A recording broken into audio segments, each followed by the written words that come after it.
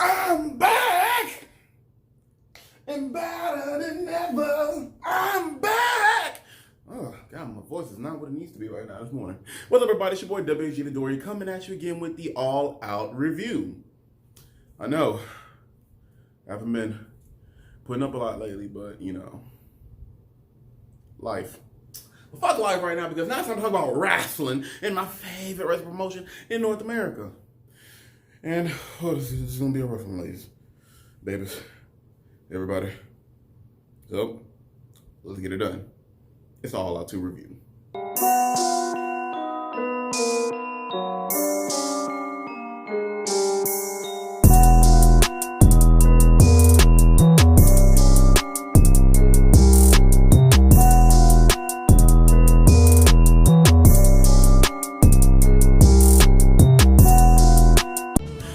We start out with two matches for the buy-in, originally three. I'm going to try and get through these real quick. We had Joey Janela versus Serpentico. Janela coming off a devastating loss to Chris Jericho, a terrible squash. His career really isn't going anywhere. And him and Sonny Kid's tag team haven't really taken quite off yet. The biggest thing is, it's one with a lot of issues with some of the matches in the show, is the fact that we don't have a massive crowd. The AEW crowd is its life, and it can do all right during the week with a smaller crowd, but for the big shows, not having that crowd is kind of hurting. But still, they managed to get through it. Janela versus Serpentico. Janela comes off quickly engaging, going straight to hands. Serpentico, surprisingly slick and maneuver. I like Serpentico's unique movements in the ring, as well as his actual move combinations. Like, I like how he combos a lot of his moves. He's quick. AEW was to have a lightweight or cruiserweight type belt, or junior heavyweight, whatever. But a belt for like the smaller guys, Serpentico could definitely be a champion. But this was not his night, because it all went down to Joey Janela. Fun fact, him and Luther seem to be partnering quite a bit. So I believe this could lead to a possible match with Luther and Sonny Kiss from the amount of involvement going on. Not quite sure, but it was actually pretty dope. Second match, though, which was added because of the Britt Baker and Big Swole match being moved to the main card, is going to be Private Party versus 3 and 4 in the Dark Order. And this was a great fucking match. Like, if you ever want to question whether or not John Silver and Alex Reynolds are a good tag team, 3 and 4, they are fucking phenomenal. Like, when those guys go, they fucking go and tear shreds. Between their move combination, between John Silver's ridiculous physique but also ridiculous catchability, like between the transitions, the move combinations, the teamwork between both teams, I honestly want to see 3 and 4 in title contention. That's how good the fucking match was. Honestly, this could have been on the main show, or hell, even been a main event on Dynamite proper. But still, it goes to show that even though we have our eyes on certain groups in AEW as far as tag teams go, a lot of their tag team guys are amazing. But with that being said, this was not 3 and 4's night, because Private Party got the win. 3 and 4, get ready to get paper thrown at you. So for these two matches, I'm gonna go with a grade of a C+ for the Serpentico and Janela match, and then a B+ for the Private Party and Dark Order match. And now all that said and done, let's go ahead and hop on to the main show. Okay, so we are opening this up with the Britt Baker Big Swole feud that's been looming for months now, as we have a tooth and nails match. Big Swole rolling up to Britt Baker's office in a Rolls Royce. I like that touch. Quite a few touches in fact. She goes in, she's in front of my Reba, takes Reba out, and goes on a hunt for Swole. Swole looking menacing in the background. It's like the most menacing a dentist ever looked. Even more menacing than Dr. Yang on DMD. Funny. But Britt catches Swole lacking, puts her in the back of the head with her diploma, and becomes a fight, where it transitions from in the shop out to the back lot of the office, where a lot of throwbacks to their feud has been happening, between the throwback to Brittany's Rolls Royce, the Rolls Royce. And there's a dumpster segment whenever Big Swole dumps Brittany into the dumpster. And then, you know, Reba's just fucking all in there. Reba has been a part of this fucking feud. A great part of this feud. And it's basically a 2-on-1, but Big Swole ain't letting up. But inevitably, Brittany does gain control and starts bringing her back into the office where she attempts to drill into that mouth. But luckily, Big Swole avoided. But next thing we know, as Reba comes, Brittany brings out the Novocaine and is about to go ahead and put our girl night. But Swole is too strong for that. She needs Brittany to stab herself in her leg. Reba's over there like, oh my God, you stabbed her! You stabbed her! And then Rebecca got another plaque, which is interesting. But Reba, with her goofy ass, I love Reba, or Rebel, one of the two, is handed another one of Britt's plaques, or another plaque in the office, and got that Dirty Dancing hit. Britt tries to run away with a numb leg. Big Swole's like, no, mama, come here. Hits her with a Dirty Dancing to the back of the head, and then puts her on the chair and knocks her out with the laughing gas. So no pin, just complete sleep. Good shit. Big Swole gets the win. That was actually pretty fucking fun. I most definitely enjoyed it. I laughed quite a bit. I like seeing back references to it, and it was actually a good, healthy amount of wrestling. I didn't think it would be able to pull off, but it was actually pretty fun and enjoyable. It wasn't really tack or anything else like that. I didn't have any cringe moments. I would definitely say that this is a B+ segment. Seeing this was definitely enjoyable and a good opener. Second match tonight, because now it's time to get real serious, everybody. Because when these two teams are in there, you guys to do the damn thing. The Young Bucks versus Jurassic Express.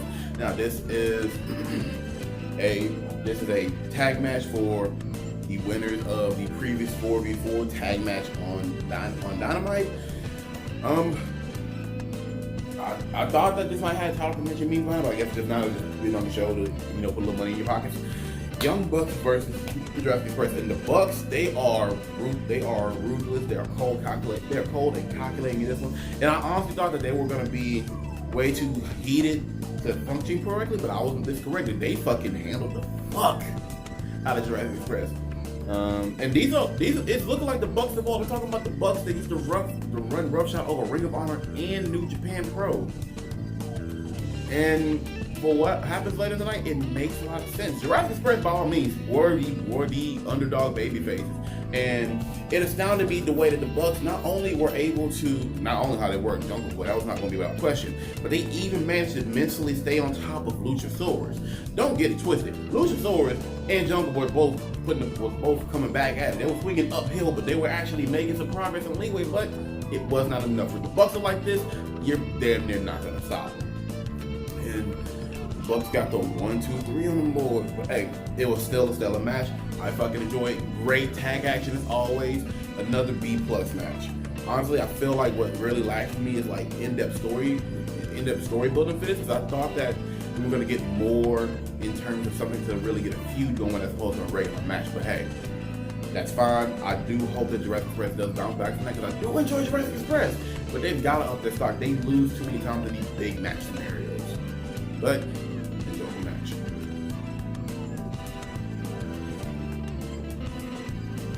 Following that, we have the Casino Battle Royale. And ladies and gentlemen, I had full intention of making this the longest piece of my video.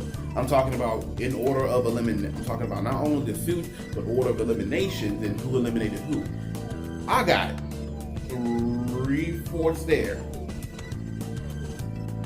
until one particular thing happened. So let's go ahead and run it down. In your suits, you had, I gotta get the paperwork for this. We had the first suit of Trent, Christopher Daniels, Jake Hagar, The Blade, and Ray Phoenix. The Hills jumped the baby faces. It wasn't even going to be a question, but Blade bounced in between the two. We had the second suits being Frank Kazarian, Will Hobbs, which I saw my boy made it to the pay-per-view. Good on you, mate. Chuck Taylor and Private Party collectively. Proud and Powerful basically focusing on Chuck Taylor before he even hops into the ring, so they're gonna work on taking him the fuck out. Frankie helped CD take on Hager and Blade, and you know, Hagar's just basically being a fucking monster. Oof. But we did get a couple eliminations. The first elimination actually was the Blade. Then with the third suit, we have Billy Gunn, Penta El Zero M, because for legal reasons they're changing his name with AEW. This is the name that he owns, so he can profit his merch or whatever. Then we had Team Taz and then Darby Allin, of course. Quite a few eliminations at this point. It was all getting gravy good. A few people were basically going at it, but we saved the best for last. Because in the final suit, we had Shawn Spears, Eddie Kingston, The Butcher. I missed a couple people. Oh, and Lance fucking Archer. And when Lance came out, it was time to sweep. Oh, we had big hoss fights. We had a few spots, but then came the number 21 Joker. Now, I said and believed it was going to be Miro. I was wrong. I also was expecting to see Aiden English. I was wrong. But nonetheless, the Joker was Matt Sydal, WWE's former Evan Bourne, a great high flyer who did not have a good night. For all of you that know and don't know, I'm just gonna drop this here.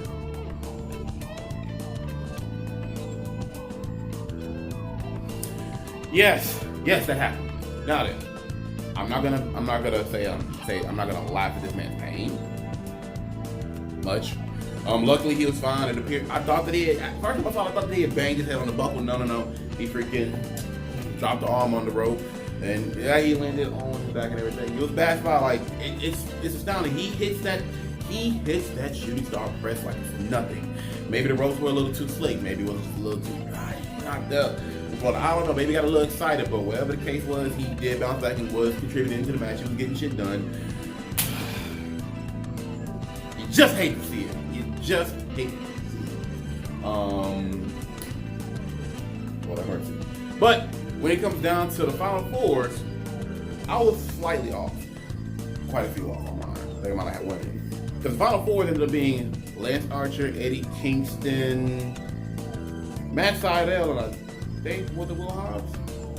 Will Hobbs was in there for quite a while, like tremendous before. But it really just ended up coming. No, it might have been whatever. It really just came down to my boy Kingston and Archer, and I was really rolling for Kingston to win it. I really was. I wanted this to be Kingston's moment for him to go and face either John Moxley or a MJF. It would have been a great, intense promo match. It would be a hard-hitting fight for that belt. But you know the saying, everybody dies. That's right. Lance Archer went the Casino Battle Royale. He did it so effortlessly with no fear in his heart, and he told them what the fuck was up. And honestly, I enjoyed the Battle Royale, but good God, that Sydal crash just... And I'd be concerned, and I wish I would have known what was coming. Because it was a mark for things to go real south, real fucking quick. But for that, I'm going to go ahead and say it was pretty average. I didn't get any big debuts, but at the same time, and they kept to story feuds. That's still going to happen.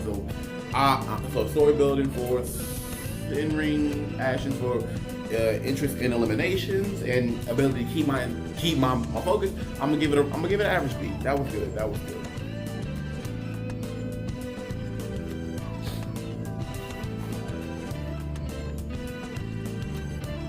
Now then, let's talk about one.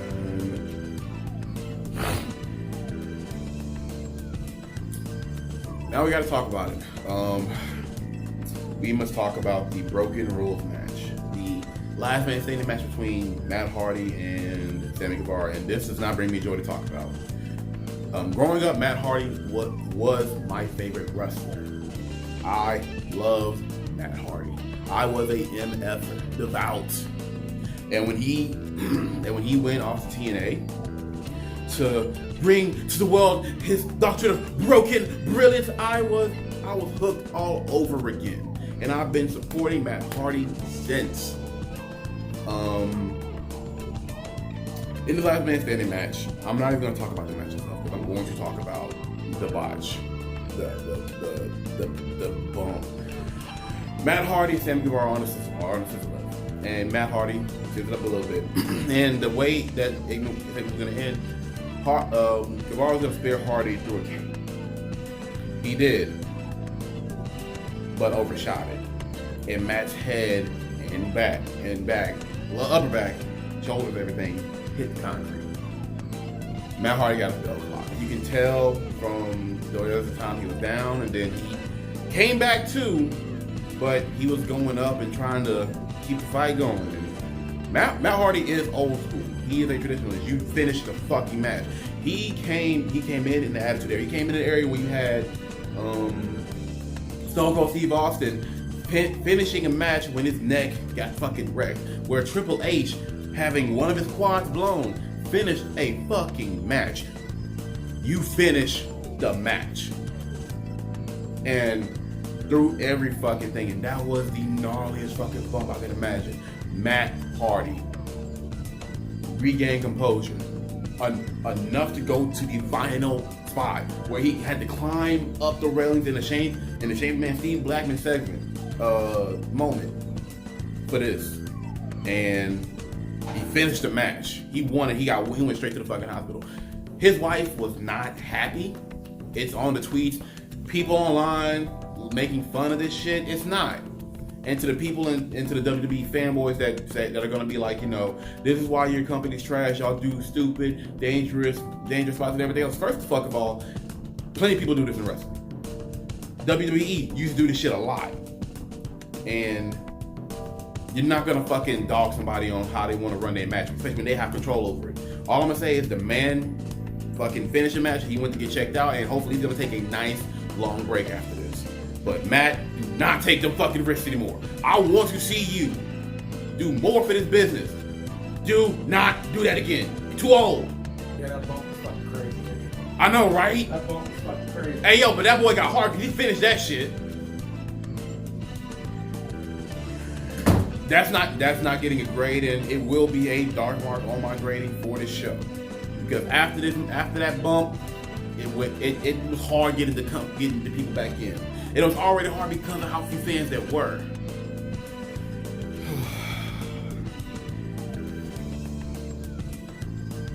Back to the wrestling.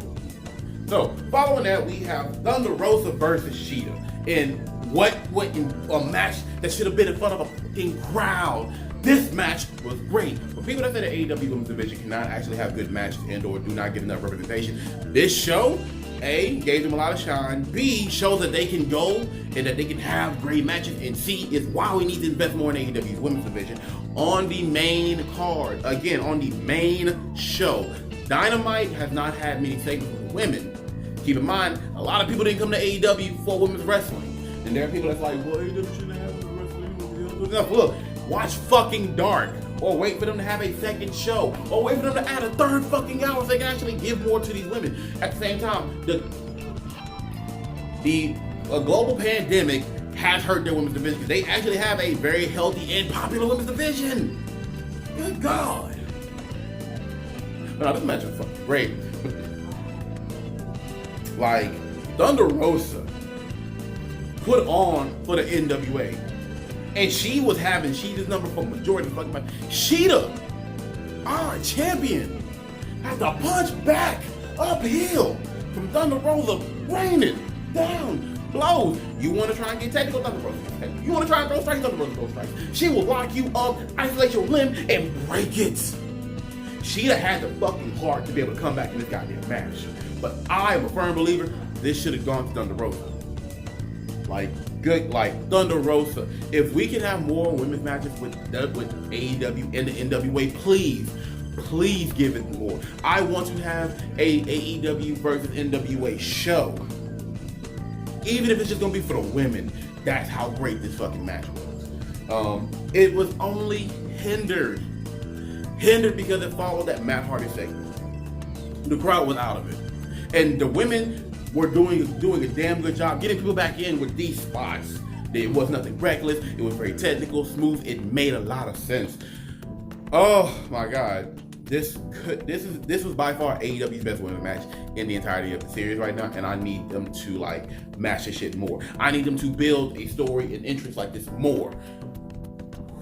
This was a A+ match. A+ in my opinion. I think it's the first women's match I gave an A+ rating to. This was fucking phenomenal.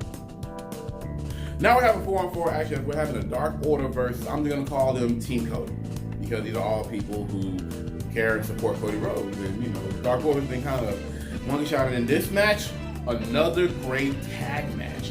Like, y'all would think that a 4v4 would be way too much on a pay-per-view show, but no, this is actually pretty great. It's very obvious that the Dark Order are still in the peak, in the early stages of their prime of dominance in AEW. I mean, the Natural Nightmares, they were working as a team, but they just were having a hard time keeping up with the Dark Order synergy. And I think it was Dustin and QT that was basically, you know, getting this thing on and popping early on. We did not see Matt Cardona or Scorpio Sky hop in until far way through. Now, I actually like the way they did that, because when Scorpio Sky and Matt Cardona eventually did come in, they were each clearing the fucking team. Dustin and QT, they took the brunt of the assault for like the first half. Brody Lee's looking confident. Colt Cabana is being way more aggressive. He's feeling himself in the Dark Order. He is fully into the Dark Order now. Anna Jay is looming down, just looking stunning. And freaking, well, Uno and Grayson, they were at one point considered one of the best tag teams in the world for good reasons. Those two mesh, and their shit is actually like, outside of the fact that the people that basically are so used to having a particular look for their tag teams, and the fact that when they heard about Evil Uno and Stu Grayson, they were, you know, Super Smash Brothers, and also they were, you know, they had the creepers and everything else like that. And nobody was like, no, there. When this is your problem, if you only watch one particular group of wrestlers, like you need to keep your ears to the ground for all the shit in the indies for these guys. Just saying. It was solid, and then fucking like I said, Matt Cardona gets this thing on and popping, so he clears the whole Dark Order. He's on top, but then starts getting jumped. But then Scorpio Sky comes in, does the same thing. Anna Jay, she comes in on the distraction to try and, I guess, like, get at fucking Scorpio. But guess what? Out of nowhere, Brandy coming with the boots. Girl coming with the boots, and she fucking laid that chick out. So now I know that there's gonna be something with Anna Jay and Brandy, which it needs to. Now slow build this and make that match a logical match. Brandy has some trouble in the ring, but I'm pretty sure you can go and get it to work this way. Just saying. Also, y'all need to actually do something with a women's tag scene in AEW, because you don't have a women's tag tournament. Then you have Ivelisse and Diamante win and not do shit with them. See, I need to thank you guys watching Dark. I'm over here telling people watch Dark. I don't know shit myself. Look at me. I'm over here fucking myself up. Any fucking way. It all comes down to it. Mr. Brody Lee is here. He sets up the nice clean win for Colt. He's like, Colt, I like you. Here, get this win. Colt feeling himself. He's like, yes. I'm not gonna pin him. I'm gonna moonsault. And Brody's like, what? What are you doing? What are you doing? I lobbed it to you. He goes for the moonsault, misses. Mr. Brody Lee gets cut off from stopping this pin that's coming because he fucked up, and Dustin Rhodes gets the 1, 2, 3. Team Cody wins. I was shocked. I was not expecting them to get that win, but they did. And Colt, you done fucked up. Brody, you see what the fuck Mr. Brody Lee is really like now. As Brody Lee goes and fucking starts to put hands on him, he is irate, he is upset, he is just done with everything. Everybody pack up, leave, and Uno feels for Cole. He's there to give him some support on the way out. Coach fucked up. But that was a stellar fucking match. Very fun, very enjoyable. And then the post-match promo from Dustin. So impassioned. Dustin Rhodes is literally, I think that this is exactly what people pictured for Dustin Rhodes back in the 80s and 90s when he was the Natural. For people who know him as Gold Dust and his terrible commentary name, you forget Dustin Rhodes is passion, is a great wrestler, and for him to be in his 50s, looking the way he does, wrestling the way he does, and talking the way he does. There's no reason this man should not have ever had more gold around his waist. Gold dust is officially a hindrance to him. And I love Gold Dust. I enjoyed the Gold Dust stuff. But seeing Dustin now shows all the potential that was squandered on him by every other company, by fucking WCW after him being Gold Dust, for TNA with him doing the Dark Reign thing. Like, God, man, this shows what good what happens when you actually put you right on the life on the right path and take care of yourself. Now he's gonna have the opportunity for the TNT Championship on Wednesday. I am fucking ready.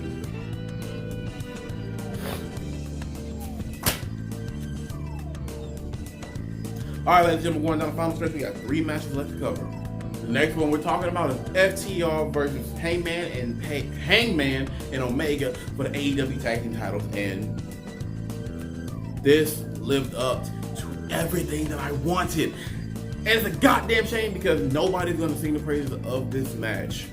Simply because there's no crowd in the Hardy situation. Throughout the night, we're still talking about Hardy's condition, and we're also worried about him. But it's a shame because the match opens up with what appears to be the reestablishing of the partnership between Hangman and Kenny. Hangman has sobered up. He's gotten his shit together. He's even got new gear. Nice on you.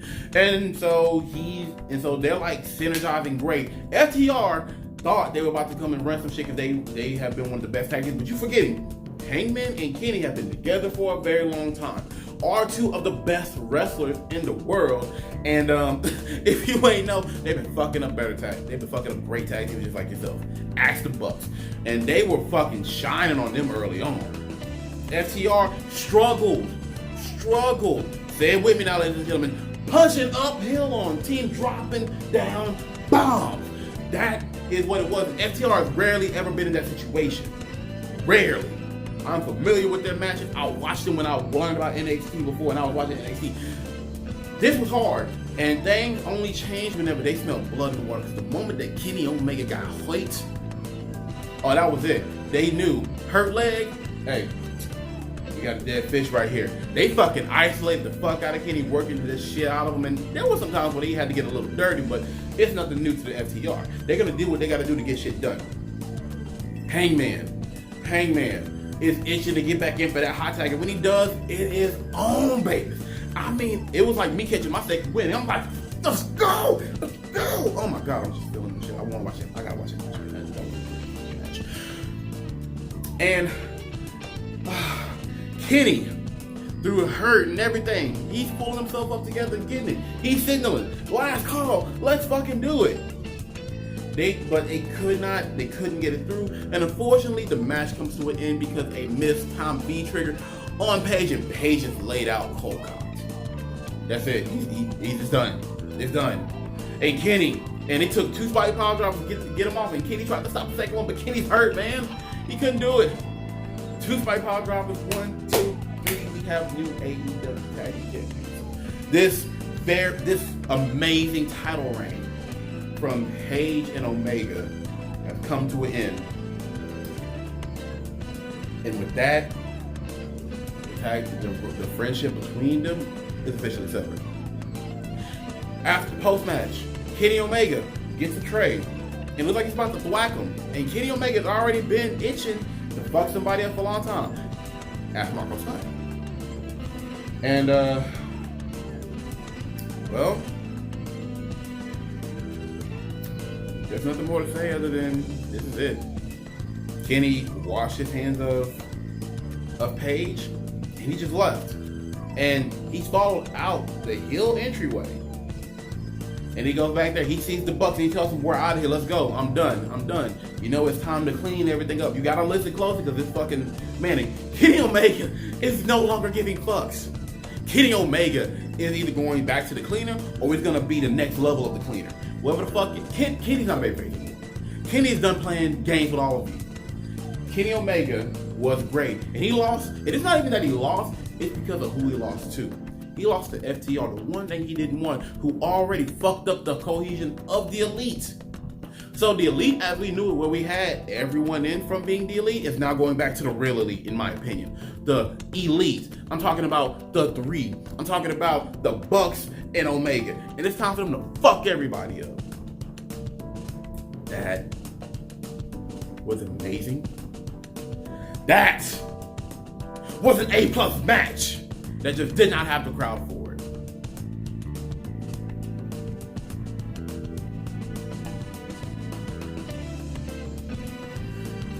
Next, we have the Mimosa Mayhem match. Chris Jericho versus Orange Cassidy. This shit has been building for what looks like freaking ever. And you know what? I'm not even mad at it. These two in a match is fucking great. I'm not fond of the stipulation, but fuck it. We knew what the fuck it was gonna be. We got a lot of whoa moments. We got Jericho at one point fucking bouncing his way around the Mimosa vat. We got Cassidy getting the leg dropped in. I was kind of figuring out who was gonna go in, and I called this one for sure. Fucking Orange Cassidy won. I'm not about to go into details on the match because it was literally just a match. It's like a calm down match. It's like a calm down match for me that I still enjoyed. The feud is over with. Jericho took an unimportant loss. He got dumped in the vat. Orange Cassidy comes out on top. And hopefully this means that we can actually enjoy a more serious Cassidy, a more vocal Cassidy. I like that. The Mimosa Mayhem match on the B+ because I did enjoy it. And it did come from feud building, and it has been quite some time in the making. So, yeah, I'll go ahead and give it a B+. It was fun. The crowd kind of got into it. And Jericho had another fucking meme that post. Why even when he's losing these stupid fucking matches, there's still shit that you can meme about him. The man's just like, he's in the, everybody's like, drink it in, man. Like, god damn it, Jericho. You are a fucking treasure of pro wrestling. Now then. Final match of the night. What we all came to talk about. MJF versus John Moxley. Now, I don't know if y'all understand how good this match really was. This might have been Moxley's best match. And I'm not saying best match in terms of it's better than everything. I mean as far as solid storytelling. I'm talking about amazing and logical ring action. I'm talking about the actual... I'm talking about seeing John Moxley actually struggle not to be John Moxley and hit the paradigm shift. MJF, coming off as one of the greats. MJF is a real student of the fucking game. And I'm talking about the greats. He has the same cockiness of Gorgeous George. He has the regalness of Buddy Rogers. He has the passion and great mic skills of Ric Flair.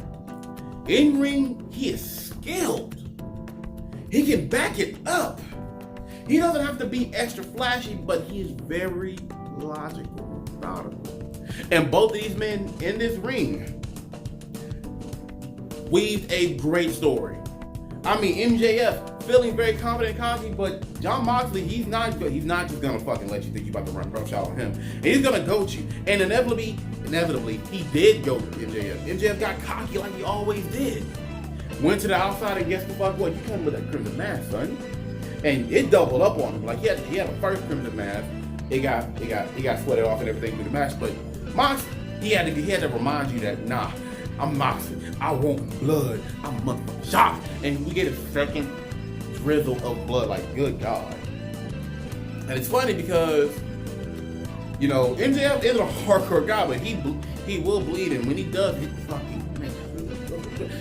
And I honestly, I thought this was gonna be MJF match. I was rooting for MJF. But that one thing that you do, that dynamite ring, it fucked you because the moment you decided not to be straightforward. You decided to be dirty. The moment you see be dirty and Moxley sees you, It's over, son. I'm talking about gut check, paradigm shift, 1, 2, 3, drop out, get your GED. And Moxley retains. But more importantly, we're getting Archer versus Moxley 2.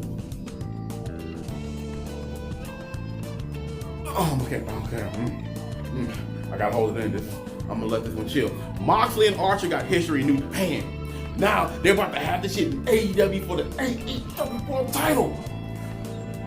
I don't know when they're having this fucking match.